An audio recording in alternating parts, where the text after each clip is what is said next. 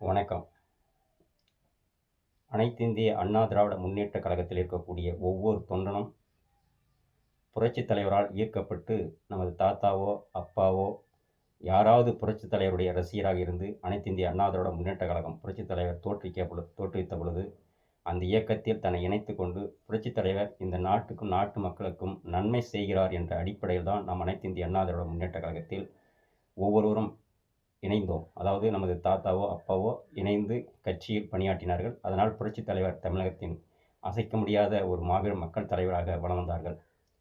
புரட்சித் தலைவருக்கு பிறகு மாண்புமிகு இதய தெய்வம் புரட்சித் தலைவி அம்மா அவர்கள் கூட புரட்சித் தலைவர் எப்படி வழிகாட்டினாரோ அந்த வழிகாட்டலிலிருந்து ஒரு நொடி கூட தடமாறாமல் கழகம் எப்படி பயணிக்க வேண்டும் என்ற உன்னத நோக்கோடு கழகம் எப்படி ஆட்சிக்கு வந்து நாட்டு மக்களுக்கு நன்மை செய்ய வேண்டும் என்ற ஒரு உயர்ந்த குறிக்கோளுடன் மாண்புமிகு இதய தெய்வம் புரட்சித் தலைவி அம்மா அவர்கள் தீய சக்தியான திராவிட முன்னேற்றக் கழகத்தை எதிர்த்து தமிழகத்தில் மாபெரும் மக்கள் தலைவராக ஒரு சிறந்த நல்லாட்சியை தந்த தலைவியாக மாண்புமிகு அம்மா அவர்கள் இருந்தார்கள்.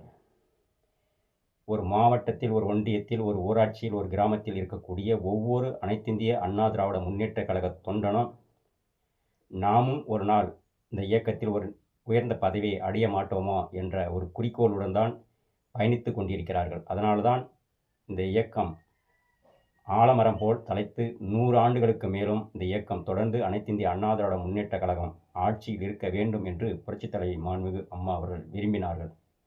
அதை நடைமுறைப்படுத்த வேண்டும், அதை செய்து காட்ட வேண்டும் என்ற ஒவ்வொரு தொண்டனுக்கும் ஆழ்மனதில் பதிந்திருக்கும். ஆனால் இன்று எடப்பாடி பழனிசாமி அப்படிங்கிற ஒரு தனி நபர் தன்னுடைய சுயநலத்திற்காக அவர் 2017லிருந்து 2021 வரை எப்படி ஆட்சி ஆண்டார் என்பது எல்லோருக்கும் தெரியும். அவரால் பல்வேறு நிலைகளில் இந்த இயக்கத்திற்கு மிகப்பெரிய ஒரு அவப்பெயர் தொடர்ந்து இருந்து கொண்டே இருக்கிறது. காரணம், அவர் தலைமையில் எதிர்கொண்ட அத்தனை தேர்தல்களிலும் அவர் மிகப்பெரிய தோல்வியை தழுவினார். இந்த இயக்கத்தில் இருக்கக்கூடிய ஒவ்வொரு தொண்டர்களின் எண்ணம் என்னன்னா, நாம் எப்படியாவது உயர்ந்திடுவோம், நாம் எப்படியாவது முன்னுக்கு வந்து விடுவோம், மக்கள் பணி நாமும் செய்யலாம், ஒரு கிராமத்தில் ஒரு ஒன்றியத்தில் ஒரு தலைவராக வந்து விடுவோம், ஒரு ஊராட்சியில் ஒரு கவுன்சிலராக வந்து விடுவோம், ஒரு கிளை செயலாளராக வந்து விடுவோம். அப்படி வருகின்ற பொழுது புரட்சித் தலைவி எப்படி நல்லாட்சியை தந்தார்களோ அதன் அடிப்படையில் கழகம் ஆட்சியில் இருக்கின்ற பொழுது நாமும் மக்களுக்கு சேவை செய்து ஒரு நற்பெயரை நாமும் எடுக்க வேண்டும் என்ற ஒரு மிகப்பெரிய குறிக்கோளுடன் தான் ஒவ்வொரு தொண்டனும் பயணித்துக் கொண்டிருக்கிறார்கள். அதை நோக்கி தான் நமது கழக ஒருங்கிணைப்பாளர், தமிழகத்தின் முன்னாள் முதலமைச்சர், இதய தெய்வம் புரட்சித் தலைவி மாண்புமிகு அம்மா அவருடைய உண்மை தொண்டராக இருந்து புரட்சித் தலைவர் வகுத்த சட்ட விதிகளை எடப்பாடி பழனிசாமி மாற்றிவிட்டார். அந்த விதிகள் நிச்சயமாக அப்படியே தொடர வேண்டும் என்றுதான் இன்று போராடி கொண்டிருக்கிறார். அதற்காகத்தான் திரு ஓ பன்னீர்செல்வம் அவர்களோடு இணைந்து தமிழகம் முழுவதும் உள்ள அனைத்திந்திய அண்ணா திராவிட முன்னேற்றக் கழகத்தில் இருக்கக்கூடிய தொண்டர்கள் பயணித்துக் கொண்டிருக்கிறார்கள். ஆனால் எடப்பாடி பழனிசாமி இந்த இயக்கத்தை மிகப்பெரிய மோசமான நிலைக்கு சென்று கொண்டிருக்கிறார். இப்போ நம்ம என்ன சொல்கிறோம்னா, அதிமுகவில் இருக்கக்கூடிய ஒவ்வொரு தொண்டனும் கழகம் ஆட்சியில் இருக்க வேண்டும். கழகம் ஆட்சியில் இருந்தால் ஒவ்வொரு தொண்டனுக்கும் ஒரு வாய்ப்பு கிடைக்கும். அப்படி நாமும் உயரலாம். இந்த அதிமுகவை பார்த்து பல கட்சிகளிலிருந்து அதிமுகவை நாடி வந்த காலம் உண்டு. ஆனால் இப்பொழுது அதிமுகவிலிருந்து கொஞ்சம் கொஞ்சமாக கழகத்தில் பல்வேறு நிலைகளில் உழைத்தவர் அத்தனை பேருமே வெளியேறிக் கொண்டிருக்கிறார்கள். இது எடப்பாடி பழனிசாமி, அவர் ஒரு முதலமைச்சராக இருந்தவர், இப்பொழுது தற்காலிக பொதுச் செயலாளராக இருந்து வருகிறார். அவருக்கு தெரியாதா? எடப்பாடி பழனிசாமி தான் அந்த தவறை செய்கிறார் என்றால், எடப்பாடி பழனிசாமியோடு இருக்கக்கூடிய முன்னாள் அமைச்சர்கள் இந்த இயக்கம் இதே நிலையில் தொடர்ந்தால் வருங்காலங்களில் இந்த இயக்கத்தினுடைய நிலை என்ன என்று ஒருவர் கூட யோசிக்காமல் பழனிசாமி சொல்வதற்கெல்லாம் தலையாட்டி கொண்டு இப்படியே சென்றால் இந்த இயக்கம் எப்படி ஆட்சிக்கு வரும் என்ற ஒரு காரணமே வெளிப்படைய தெரிந்து கொள்ளாமல், வெளிப்படைய பேசாமல், பழனிசாமியை எதிர்த்தால் நம்ம பதவி காலியாகிவிடும், அப்படியே இருந்தால் எப்படிப்பா கட்சி ஆட்சிக்கு வரும் சொல்லுங்க பார்ப்போம். நம்ம கட்சி ஆட்சிக்கு வந்தால் பல கட்சியில் இருக்கக்கூடிய இந்த இயக்கத்திலிருந்து வெளியேறிய அத்தனை தொண்டர்களும் மீண்டும் அனைத்திந்திய அண்ணா திராவிட முன்னேற்றக் கழகத்திற்குள் வந்து விடுவார்கள் என்பது ஒவ்வொரு தொண்டனுடைய எண்ணம். காரணம், ஒரு கிராமத்தில் இருக்கக்கூடிய ஒவ்வொருடைய வீட்டிலும் அனைத்திந்திய அண்ணா திராவிட முன்னேற்றக் கழக தொண்டர்கள் இருந்தார்கள். அந்த தொண்டர்கள் இப்பொழுது படிப்படியாக வெளியேறி கொண்டிருப்பது உள்ளபடியே எல்லா நிர்வாகிகளுக்கும் கழகத் தொண்டர்களுக்கும் ஒரு வேதனையை எடப்பாடி பழனிசாமி தந்திருக்கிறார். இப்படியே சென்றால் இந்த இயக்கம் இருக்குமா இருக்காதா? அப்படி இருந்தால் நமக்கு என்ன வாய்ப்பு கிடைக்கும்? இல்லை இந்த இயக்கம் கரைந்து விட்டால், அப்படி தேய்ந்து விட்டால், அடிமைகளின் தலைவனாக எடப்பாடி பழனிசாமி தொடர்ந்தால் நாம் எப்படி உயர்வது? நாம் எப்படி நம்முடைய எண்ணங்களை நிறைவேற்றுவது? நம்முடைய ஆசைகளை எப்படி நாம் நிறைவேற்றி காட்டுவது? நம்ம வீட்டில் இருக்கக்கூடிய ஆண்களும் பெண்களும் நம்மை நம்பி தான் நம்பியிருக்கிறார்கள். நம்ம அப்பா எப்படியாவது இந்த அரசியலில் முன்னுக்கு வந்து விடுவார். முன்னுக்கு வரும்போது நம்முடைய வாழ்க்கை தரமும் உயரும் என்று நம் வீட்டில் இருக்கக்கூடிய ஒவ்வொரு குழந்தைகளும் ஒரு வேதனைக்கு நாமே ஆளாக்கி கொண்டிருக்கிறோம் அந்த பிள்ளைகளை. ஒரு இயக்கத்தில் பல ஆண்டுகளாக உழைத்தவர்கள், பல்வேறு நிலைகளில் பதவிகளில் இருந்தவர்கள், அவருடைய எதிர்காலம் நிச்சயமாக கேள்விக்குறியாகி இருக்கிறது. ஒன்றிய செயலாளர்களாக தமிழ்நாடு முழுவதும் இருக்கக்கூடியவர்களுடைய நிலை என்ன என்று எடப்பாடி பழனிசாமி என்றைக்காவது சிந்தித்தாரா? முன்னாள் அமைச்சர்கள் அவர்களுடைய நிறைய பொருளாதாரம் இருக்கிறது. அவர்கள் தொடர்ந்து பயணித்து கொண்டே இருப்பார்கள் இதே நிலையில். ஆனால் ஒரு மாவட்ட செயலாளர் இருக்கிறாருன்னா அவரை நம்பி இருக்கக்கூடிய கீழ்நிலையில் இருக்கக்கூடிய அத்தனை நிர்வாகிகளும், ஒரு மாவட்டத்தில் இருக்கக்கூடிய ஒட்டுமொத்த தொண்டருடைய எதிர்காலம் கேள்விக்குறி தானே. அப்போ அந்த கேள்விக்குறியாக இருக்கும்போது யார் திருந்தணும்? எடப்பாடி பழனிசாமி திருந்தணும். எடப்பாடி பழனிசாமி திருந்தணும்னா என்ன செய்யணும்?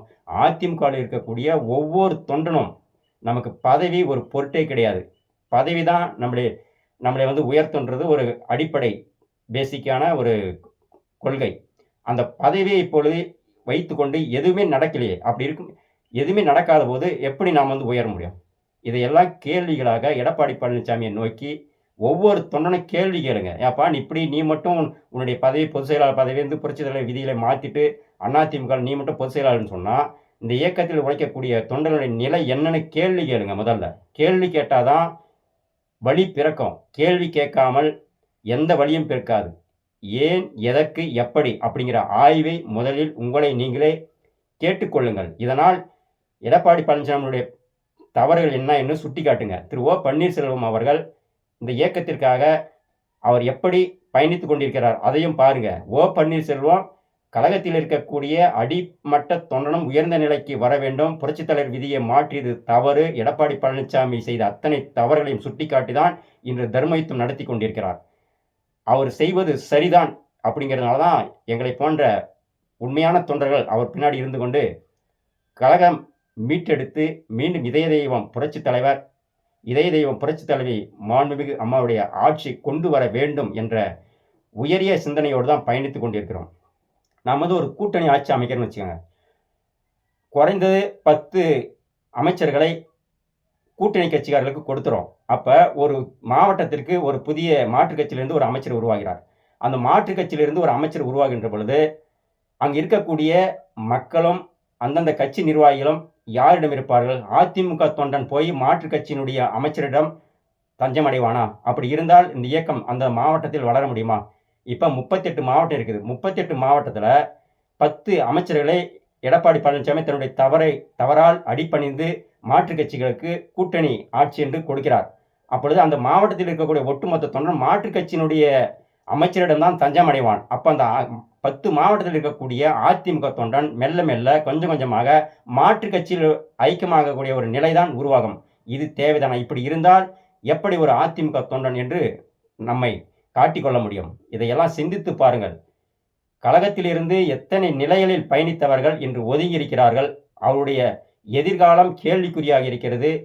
மாவட்டத்தில் இருக்கக்கூடிய ஒவ்வொரு ஒன்றிய செயலாளர்களும் தன்னுடைய பாக்கெட்டில் இருந்து உழைத்த பணத்தை இன்று செலவு செய்து கொண்டுதான் இருக்கிறார்கள். எந்த வருமானமும் கிடையாது, எந்த எதிர்காலமும் இல்லாமல் தான் காத்து கொண்டிருக்கிறார்கள். இந்த நிலை மாற வேண்டும் என்றால் எடப்பாடி பழனிசாமியை நோக்கி கழகம் ஒற்றுமையாக இருக்க வேண்டும். கழகம் ஒற்றுமையாக இருந்து அனைத்து இந்திய அண்ணா திராவிட முன்னேற்ற கழகம் தனிப்பட்ட முறையில் தேர்தலை சந்தித்தால் 234 தொகுதிகளிலும் அனைத்து இந்திய அண்ணா திராவிட முன்னேற்ற கழக தொண்டர்கள் போட்டியிட்டால் நிச்சயமாக 150 தொகுதிகளுக்கு மேலே அதிமுக வேட்பாளர்கள் வெற்றி பெற்று இதய தெய்வம் புரட்சித் தலைவி மாண்புமிகு அம்மாவுடைய ஆட்சி தமிழகத்தில் மலர்ந்தால் தமிழகத்தில் இருக்கக்கூடிய ஒட்டுமொத்த அனைத்து இந்திய அண்ணா திராவிட முன்னேற்ற கழகத்தில் இருக்கக்கூடிய ஒட்டுமொத்த தொண்டர்களுடைய எதிர்காலம் பிரகாசமாக இருக்கும். அதை நோக்கி ஒவ்வொருவரும் பயணிக்க வேண்டும்.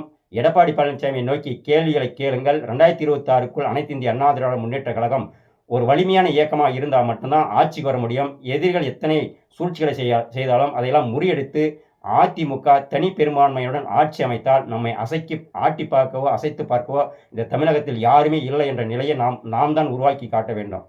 நன்றி, வணக்கம்.